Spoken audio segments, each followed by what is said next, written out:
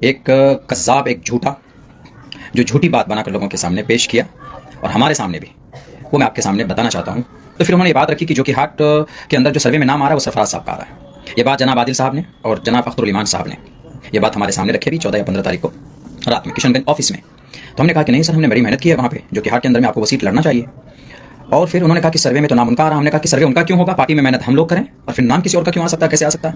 हमने कहा कि ये तो बिल्कुल गलत बात है। जब हम वहाँ पर 2 कैंडिडेट मौजूद हैं, आप हम दोनों में से किसी एक के नाम का फैसला कर सकते हैं। मैंने ये बात इसलिए कही क्योंकि सामने में किसी और को टिकट जा रहा था। उन्होंने कहा कि नहीं, वो उनको लड़ाना चाहते हैं। हमने कहा कि आप उस शख्स को लड़ाना चाहते हैं जिसके भाई ने आपकी कमर की हड्डी तोड़ी है, 3 विधायक को लेकर गए, आप पहुंच लेना चाहिए और फिर आप उनके भाई की बात कर रहे हैं। तो उन्होंने कहा कि नहीं, आदिल साहब ने कहा कि नहीं बैरिस्टर साहब ये सब चीज़ नहीं सोचते। उन्होंने मुखिया मोर्चे साहब को फोन करके बुलाया।